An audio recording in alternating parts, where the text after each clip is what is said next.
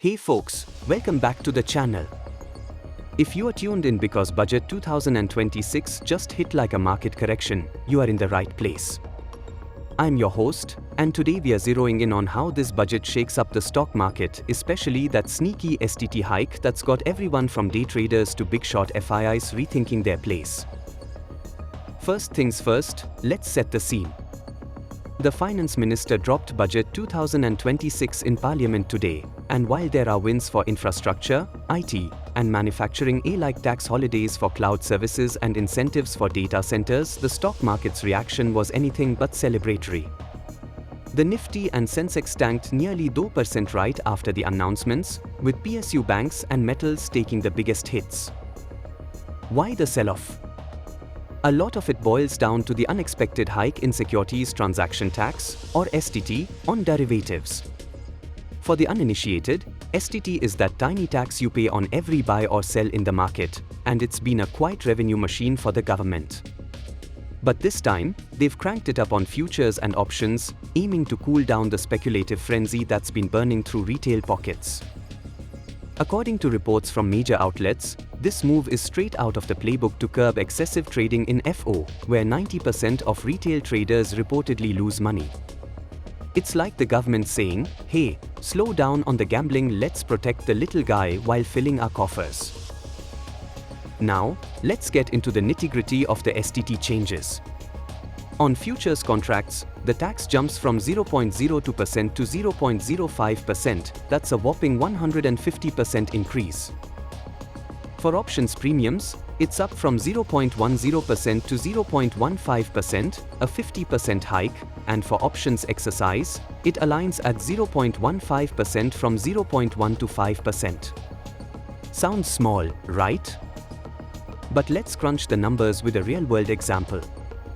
Imagine you're trading futures worth ₹1 lakh. Previously, you'd pay ₹20 in STT, now it's ₹50. If you are a high-volume trader flipping positions dozens of times a day, that adds up fast. Options traders, especially those selling premiums, will feel the pinch even more because the tax is on the premium value, not the notional amount. News from Mumbai highlights how this could erode thin profit margins, making some strategies outright unviable. And get this, the government projected massive STT collections last year but fell short by 25%, partly because higher taxes in previous budgets cooled trading volumes once the bull run tapered off. So, is this hike a revenue booster or a volume killer?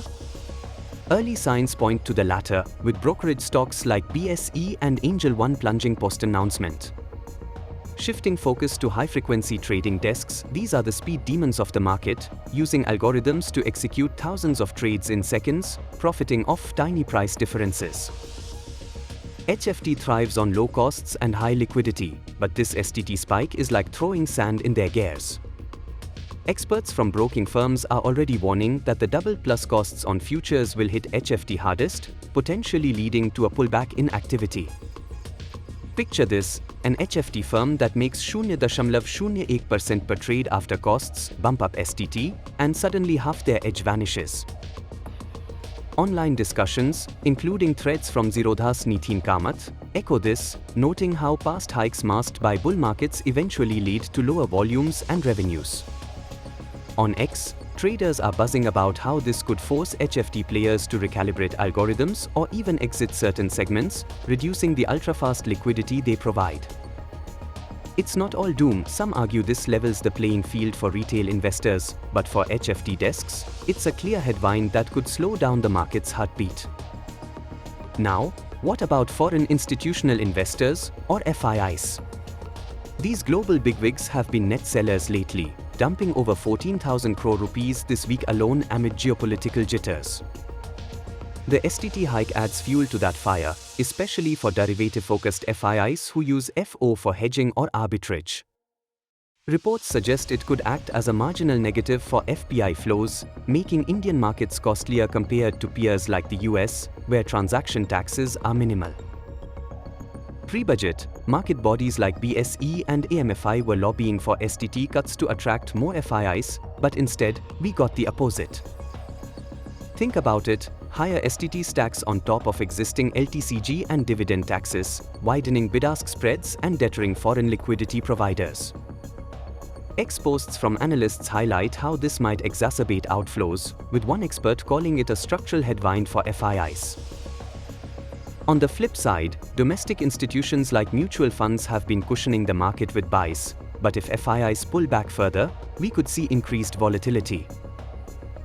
Long-term, though, budget positives like tax incentives for foreign cloud firms might draw tech-related FIIs back, but for now, the STT sting is real. Traders are the heartbeat of the market.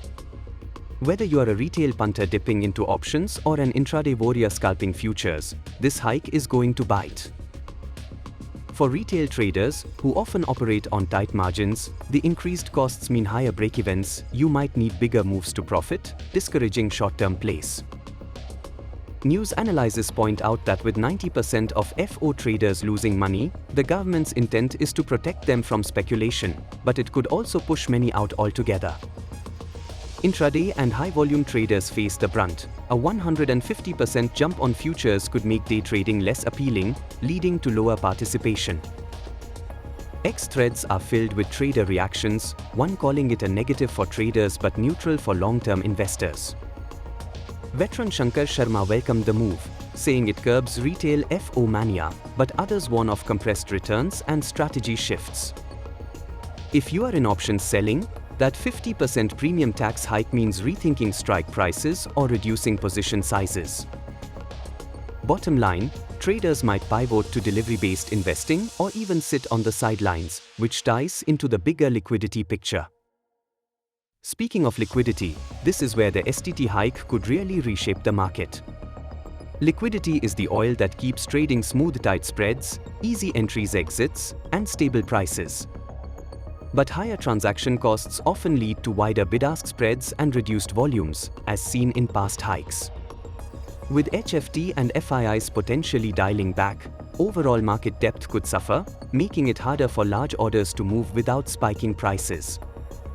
Economic Times pieces note how previous STT increases, once markets normalized, caused volumes to trail projections by 25%. Online views from Deloitte experts suggest traders will recalibrate, possibly compressing short-term liquidity while promoting stability.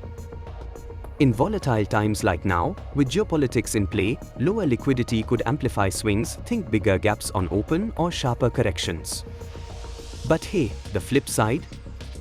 Less speculation might mean a healthier, less bubbly market in the long run, attracting value investors over gamblers. Zooming out to the broader stock market impact, Budget 2026 isn't all taunts. There's rationalization on buyback taxes, treating them as capital gains, which could be a mild positive for long-term holders.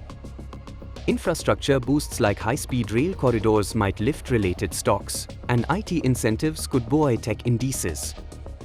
But the immediate sentiment? So, with the market crashing 2% and brokerage firms tanking. Pre-budget hopes for LTCG cuts or STT relief went unmet, leading to disappointment.